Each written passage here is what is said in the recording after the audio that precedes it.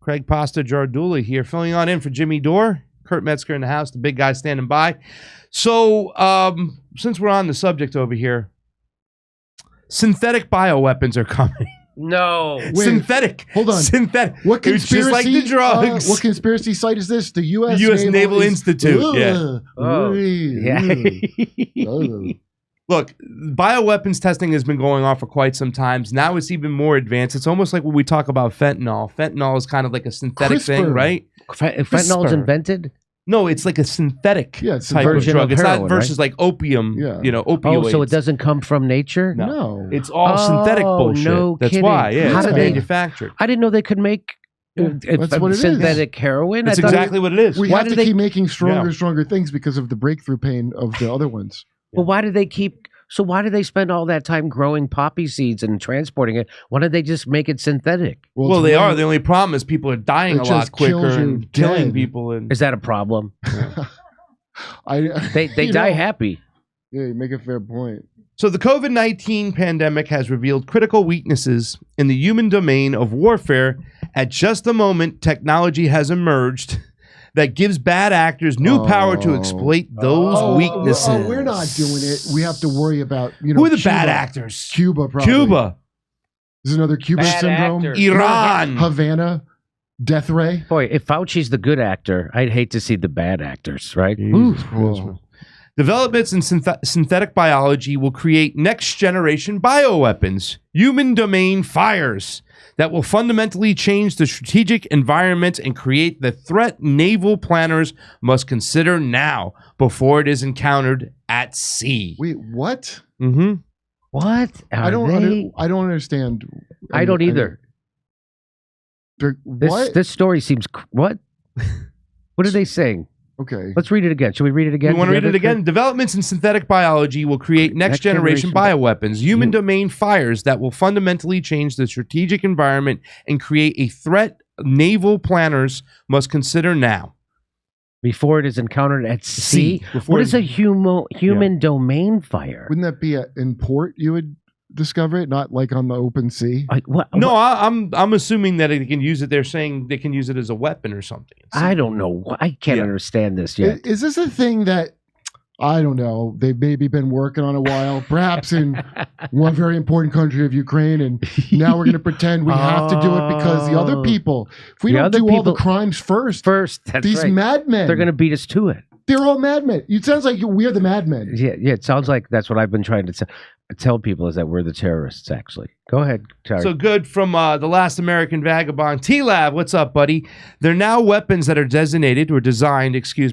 designed to target specific people. Remember we talked about this? You can actually take someone's DNA and target a biological weapon that will kill them. But I thought the entirety of MSM just got done telling us this was an anti-Semitic lie that RFK Jr. spread. Remember when he was talking about this? And people talked about this for quite some time. Yes. They've been talking about biological weapons that they can use to target DNAs. And I think that's why China, a lot of people said that's why they freaked out, because they thought it was a bioweapon designed to go specifically after them. So that's why they went for the crazy lockdowns. I think that's why the Cubans did the same thing. When they locked down the aisle, they thought it was a bioweapon designed specifically for them. Quick question. Don't we have, treaties that say you're not allowed to make bioweapons? And the kind of places we do, the rogue countries, how would they possibly afford to make this stuff? The people that would be making it would probably be signatories to that treaty, wouldn't they? They would, Kurt, but there were some avenues, some loopholes of sorts, some little wiggle room in which they can get by, and we'll explain that. I'm sorry, Senator, you don't know what you're talking about. Yes. That is, it was not being done, but if it was being done... It was done legally. In North Carolina. They are not doing gain of function research, and if they are doing it, they're doing it in the way it's okay. It's okay. It's not technically gain of function.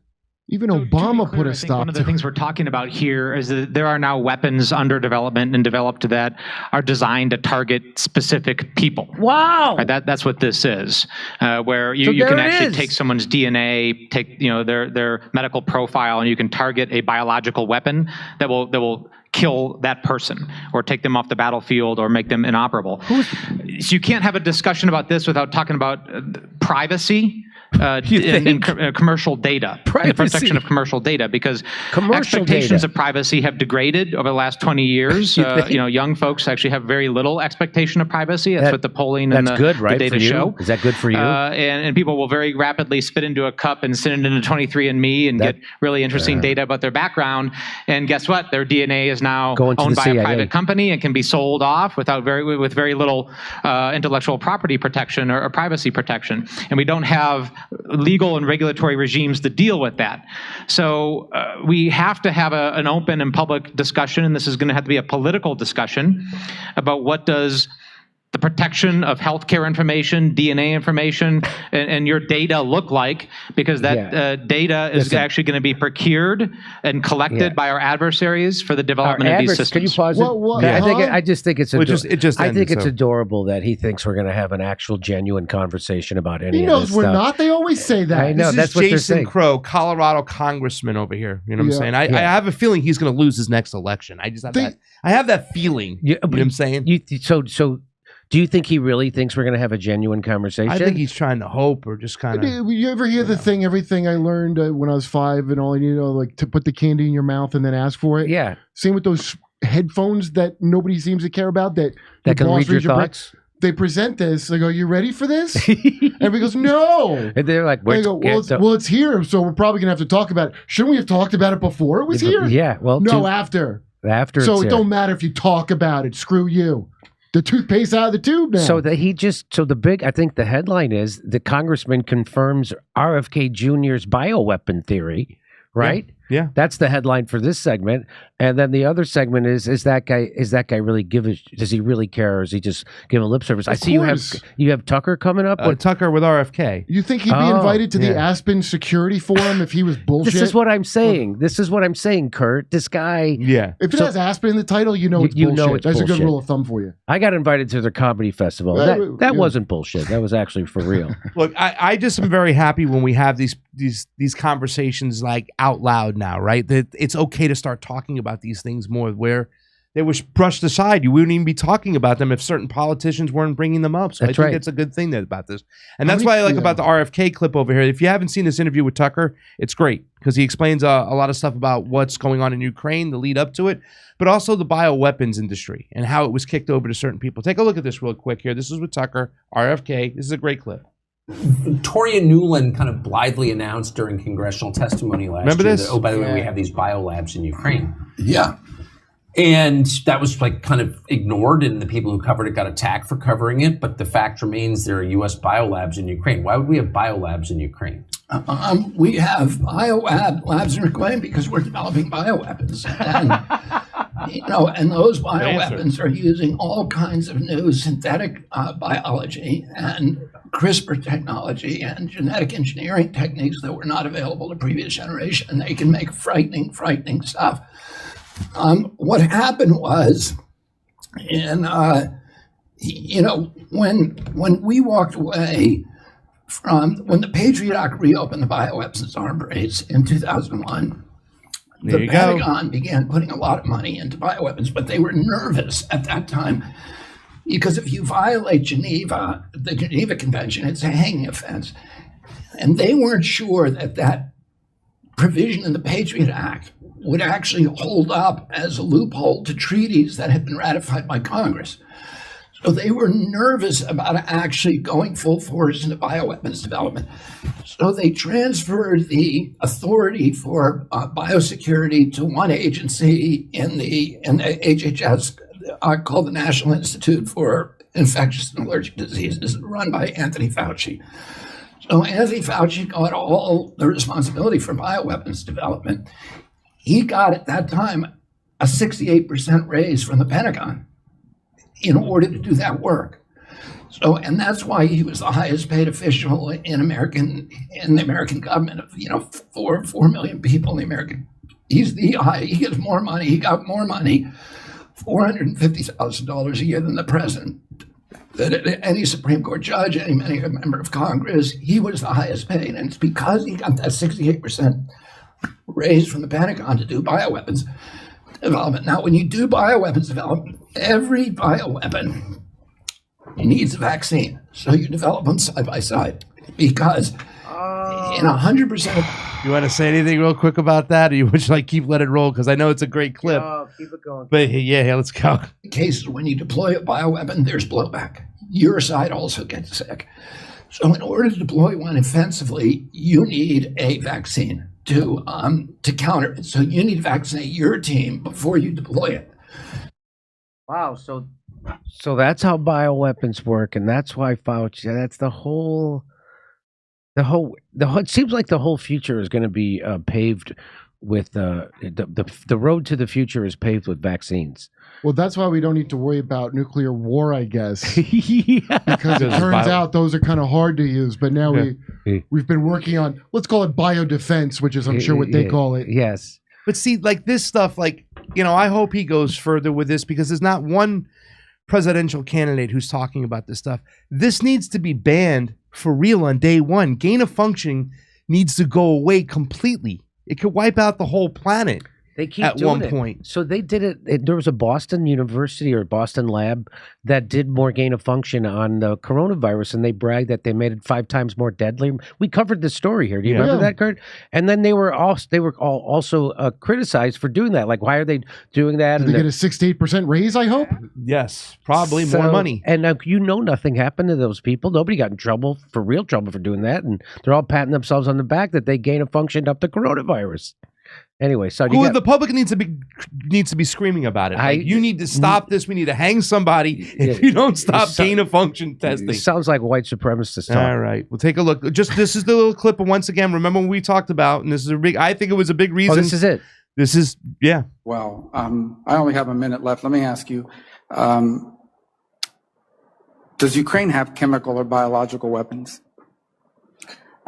Ukraine has biological research facilities, which in fact we are now quite concerned Russian forces may be seeking to gain control of. So we are working with the Ukrainians on how they can prevent any of those research materials from falling into the hands of Russian forces should they approach. I'm sure. Well, and so what? Again, great question, Kurt. Why would we be afraid that Russia's going to get a hold of our cool biocures for things, or are we doing bioweapons? Boy, I have to say, I'm not at all disturbed by the idea of Nazis having access to DNA weapons. That's right, Nazis. Yeah. And their research facilities until the Russians get there, then their bioweapons lab. And it says here. And I'm on a kill list from that government, by the way. You are. They could DNA target me. They got stay away from pizza. I know you like it, but after months of denial, U.S. admits to running Ukraine biolabs. There it is. They had to admit it. They were all funded by the Pentagon. Labs. You know, if they do come up with a special thing just to kill me, it is less impersonal. I mean, it seems like they really care.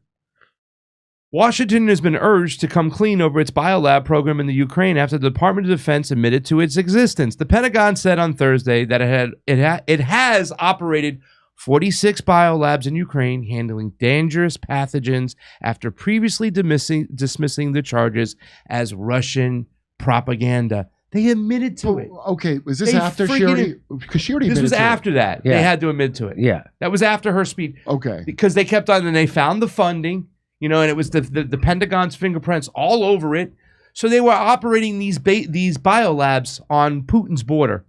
So what choice because people talk about it all the time. I think that was the straw that broke the camel's back. He's like, that's it, because shortly after going in, they eliminated these 46 biolabs. Oh. Well, do you think they got the data, though? The valuable data? The valuable data. The last clip of this segment, this just brings it all together. You know that they did that. What's that? They eliminated those biolabs? Yeah, he talked about it. It was like 2-3 days after they went in there. I should hope so, by the way. No, they said they were taking out the biolabs, and that's why they were questioning. This questioning came to Congress, and then, you know, Rubio had asked her. I don't think Rubio was expecting that answer. Rubio he was not expecting that answer, man. He did not expect her to tell the truth like that. No. And it kind of threw off his narrative. If you played the whole clip, which I remember it, but yeah, it kind of, he's like, wait a minute, what the F? You know? Yeah, he goes, I'm sure it would sound crazy if that was so that. Yeah. Oh my God! It's almost like when they asked about to debunk the conspiracy theory, but it wasn't a conspiracy theory because she admitted it. Yeah, and they've been doing this shit for a long time, all over the place. He just talked about it. So those two things are developed through a field of science called gain of function science, where you take an infectious microbe and you amplify its infectivity, or you make it jump species, so it may kill monkeys. Now you make it kill humans. And you adopt it that way, and there's all kinds of methods. And then you make it immune to antibiotics and to therapeutic drugs and to other therapies. So it's actually the inverse of medicine. For 2,800 years since Hippocrates, doctors have been trying to figure out how to make microbes less infectious and less deadly, and developed antibiotics and therapeutics to do that. Well, the guys who are involved in this, there's 36,000 what are called life scientists, but they're actually death scientists, who are now employed full-time in developing, microbes that can be used to kill people. But given the experience we just had 3 years ago, where a virus from a biolab overturned So let me just finish this brief history about what happened. In 2014, 3 of those microbes escaped. Fauci built labs all over the country, in Galveston and Boston, everywhere. They're BSL-4 labs. We don't even know how many there are, BSL-3 and BSL-4. We have no idea how many there are. There's, we've counted them. I have a new book coming out that goes through the ones we know. But there are many secret ones that people don't know about, and they're doing it here in the United States. But in 2014, 3 bugs escaped from 3 different labs. And they were high-profile breaks, and they were very dangerous things, smallpox and a couple of other bad microbes. The public learned about it, and there was a lot of publicity, and Congress held hearings. 300 scientists wrote President Obama and said, "You've got to shut down Anthony Fauci, because he's going to create a microbe that will cause a global pandemic." And he did. And so Obama signed a moratorium that shut down the 18 worst of Anthony Fauci's experiments, where most of them were taking place in Galveston and in North Carolina by a scientist called Ralph Barrick down there. And instead of obeying that law, Anthony Fauci shifted a lot of his operations offshore. And those operations ended up, most of them in the Wuhan lab, which is a military lab, and that the Chinese run, the People's Liberation Army. And then a lot of them went to the Ukraine. So a lot of that science now ended up in Ukraine. Fauci was funding lots of it. But then the other government agencies began to get confidence in, their ability to get away with it. And most of it is being funded by the Department of Defense. Most of all, the biggest single funder is USAID, which is, a CIA cutout. Yep. Which is American taxpayer dollar, baby. And guess what? It's still legal. It's still going on. So don't sit here and tell me that this crap is over. It isn't. It's not. And it can all start up right back again, and just of course, like that. And it's amazing that Bobby Kennedy had to bring us this news, because the news media is never going to let us know that about those labs that already spilled, that Barack Obama put an end to Tony Fauci doing that, and he went around him because he's more important to the military than Barack Obama was, so he could do whatever he wants, and that's why he did that. And he'll never be prosecuted. He's never going to be prosecuted for doing that, because he's doing the bidding of the people who own the government. Go ahead. Okay, so it's a lot to process, but didn't Trump come in and say, "Okay, you can do gain of function"? He was the one that took that moratorium off. I'm 90% sure. I could be wrong. I don't know. It turns out there was never really a moratorium. It was never really a moratorium. They never stopped. Elsewhere. He just shifted it offshore. Yeah. They never stopped. And he lied about it. And he lied to Congress twice. Dr. Fauci lied to Congress twice about funding that. And he should be prosecuted. Well, yeah. But just like the people who ordered a torture program aren't going to be prosecuted for it, it's because they did it at the behest of the establishment. And so he did it at the behest of the military-industrial complex and Big Pharma. And so he'll never be prosecuted for that. He's a secret agent. That's right. Would you prosecute James Bond? They didn't prosecute one person for torture. The only guy who did any time for it was John Kiriakou, the guy who exposed it. Yeah, right. Yeah. Or the 90% civilian kill ratio with the drones. Of the drones, right. The guy that ratted him out. That's right. The guy that's like drill rap. What's his name? Daniel Hale? Daniel Hale. Yeah. It's very hip hop of our government. Don't snitch. Yeah, don't snitch. Look, then they need to listen. They need to say this. Is every single candidate, anybody who wants to hold the presidency down, end gain of function day one. Done with it. Like, this thing is a threat to humanity. It really is. They're not going to listen to you. I know they're not, but I mean, we should be. You say whatever you want. It turns out. You know. Hey, come see us on Live on Tour. We're doing a show in New York City, Pottstown, Pennsylvania, Stamford, Connecticut, Toledo, Rochester, Michigan. That's just outside of Detroit. St. Louis, Tampa, Florida, Boca Raton, Florida, and Orlando, Florida. Go to jimmydore.com for a link for all those tickets.